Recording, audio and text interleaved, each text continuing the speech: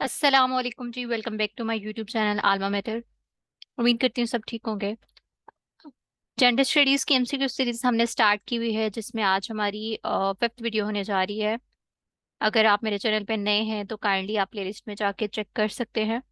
साथ ही साथ आपको मेरे चैनल पे बाकी ऑप्शनल के भी एमसीक्यूज मिल जाएंगे, जैसे कि criminology, pol science, European history. ठीक है, अगर किसी का कोई और सब्जेक्ट है तो आप मुझे डीएम कर सकते हैं, इंशाल्लाह मैं उस पर भी सीरीज अपलोड कर दूंगी।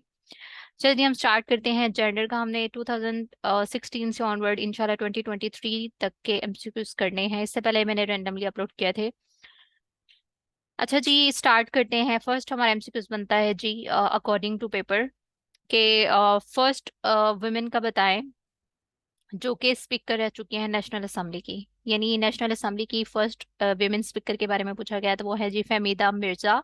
तो यहाँ पे मैंने डिटेल ऐड कर दी है। जैसे कि आपको पता है कि मैं हर एमसीक्यूज को डिटेल क्रॉस क्वेश्चन के साथ शेयर करती हूँ, ताकि आने वाले एग्जाम में अगर उस क्वेश्चन से रिलेटेड जो पिछले पेपरों में आ चुका है उससे रिलेटेड कोई और ऑप्शन आ जाता है या और तरह से क्वेश्चन एग्जामिनर दे देता है तो आपका वो क्वेश्चन भी हो सके। ठीक है। फहमीदा मिर्जा, इनकी डेट ऑफ बर्थ आप देख ले, 20 दिसंबर 1956 से एक पाकिस्तानी पॉलिटिशियन रही हैं, फेडरल मिनिस्टर भी रही हैं। ठीक है, उनका टेन्योर आप देख लें। और ये 18th और एक वाहिद विमेन है जो नेशनल असेंबली की एक स्पीकर रही हैं। ठीक है, उनका ड्यूरेशन भी बताया हुआ है 2008 टू 2013। ठीक है, तो ये आपने डिटेल सारी याद कर लेनी है, अपने नोट्स में ऐड कर ले।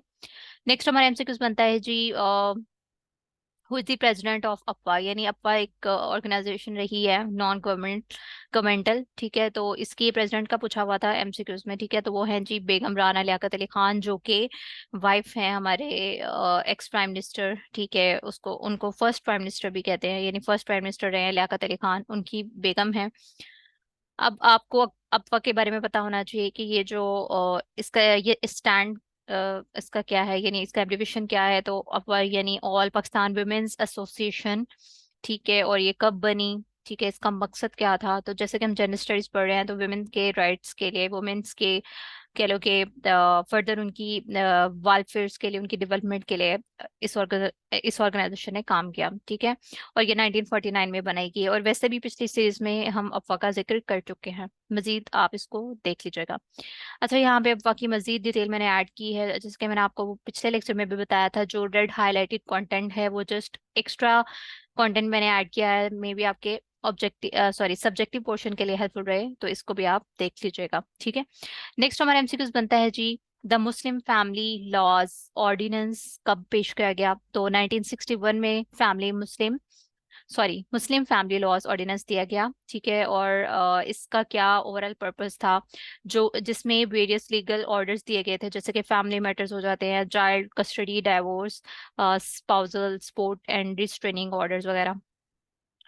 फिर ये भी क्वेश्चन पूछा गया है अगले 2000 आई थिंक 17 या 18 के पेपर में, कि Muslim family laws orders ordinance जो है ये किसके टेन्योर में दिया गया? तो वो मोहम्मद अयूब खान के दौर में दिया गया।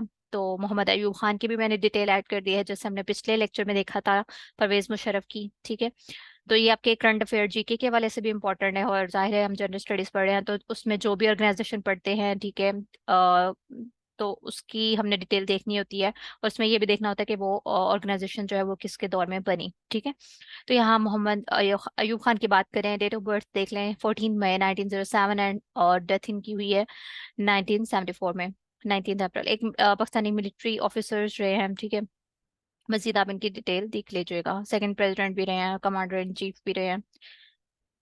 अच्छा जी, अगला हमारा एमसीक्यूज बनता है जो पेपर में पूछा हुआ था कि जो कॉन्स्टिट्यूशन असेंबली है, ये पाकिस्तान की लेजिस्लेचर असेंबली जो है, उसमें कौन सी मतलब कितनी विमेन्स थी या कितनी विमेन सीट्स थी? तो वो 2 सीट्स थी। ठीक है, लेकिन आपको वो 2 सीट्स पे पता होना चाहिए कि कौन कौन विमेन थी। यानी टोटल 69 मेंबर्स थे पाकिस्तान की फर्स्ट कॉन्स्टिट्यूशनल असेंबली या लेजिस्लेचर असेंबली भी कह सकते हैं। तो उसमें 2 विमेन थी, एक थी बेगम शाइस्ता शोरवदे अकरमुल्ला, एंड सेकंड वन थी जी बेगम जहां आरा शाहनवाज। ठीक है, इन्होंने सर्व किया 1947 टू 1954 तक। बाकी जो सेकंड कॉन्स्टिट्यूशनल असेंबली थी उसमें टोटल 72 मेंबर्स थे, फर्स्ट वाले में 69 थे। ठीक है, तो ये आप देख लीजिएगा। नेक्स्ट हमारा एमसीक्यूज बनता है जी, the first world conference on women took place in. तो ये एमसीक्यूज जो मैंने हाईलाइट किया हुआ है, इसी तरह से एमसीक्यूज पूछा गया था कि वर्ल्ड फर्स्ट जो कॉन्फ्रेंस हुई है वुमेन पे, वो कहाँ पे हुई थी, किस मुल्क मुल्क में हुई, ठीक है, ये किस सिटी में, ये मेक्सिको सिटी, यानी जो मेक्सिको एक कंट्री है उसके कैपिटल में हुई, उसका कैपिटल मेक्सिको सिटी है, ठीक है। और कब हुई? 1975 में हुई। तो इसका मेन पर्पस आपको पता होना चाहिए। After the commission status of women पे बात की गई, या commission on the status of women called for the organisation of the first world conference, ठीक है। फिर है जी हमारा अगला को एमसीक्यूज, मलाला यूसुफजई का पूछा गया है कि मलाला यूसुफजई जो है ये एक पाकिस्तानी एक्टिविस्ट रही हैं, और इनकी डेट ऑफ बर्थ पूछी गई थी एमसीक्यूज में, पास्ट पेपर में, ठीक है। मलाला यूसुफजई की आपकी डेट ऑफ बर्थ पता होनी चाहिए, 12 जुलाई 1997। और ये कहाँ से है बेसिकली, कहाँ ये पैदा हुई? मिंगोरा, सवात वैली। और आपको पता है कि पाकिस्तानी एक्टिविस्ट हैं, और इन्होंने आवाज़ उठाई गर्ल्स की एजुकेशन के लिए, ठीक है। बाद में इन्होंने बहुत से बुक्स भी लिखी हैं, तो ये जस्ट फॉर योर नॉलेज मैंने यहाँ पे इनके बुक्स कुछ ऐड कर दी हैं, इनको आप देख लीजिएगा, ठीक है। I am Malala the girl who stood up for education and was shoot by the Taliban, और इसी तरह, ठीक है। तो आप इन बुक्स को भी देख लीजिएगा, इनको आप कोड कर सकते हैं एज योर रेफरेंस पेपर में, ठीक है।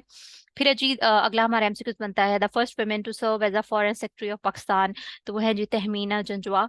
तो ये इसी तरह बिल्कुल एमसीक्यूज आया था, और इन्होंने कब से कब तक सर्व किया वो भी आप देख लेंगे। इन्होंने ऑफिस कब एज्यूम किया? एज्यूम्ड ऑफिस ऑन मार्च 2017, ठीक है। तो रिटायरमेंट कब हुई इनकी? और ये एक डिप्लोमेट थी। अगला हमारा एमसीक्यूज बनता है जी, जो इशू है जेंडर एंड डेवलपमेंट से रिलेटेड जो इश्यूज हैं उन पे किसने बात की है, ठीक है। तो वो है जी Naila Kabeer, is a fellow at the institute of development studies, university of Sussex. She has work extensively on issues related to gender and development in Bangladesh, India and Vietnam, ठीक है। तो इनका आपको बताना चाहिए नायला कबीर के बारे में।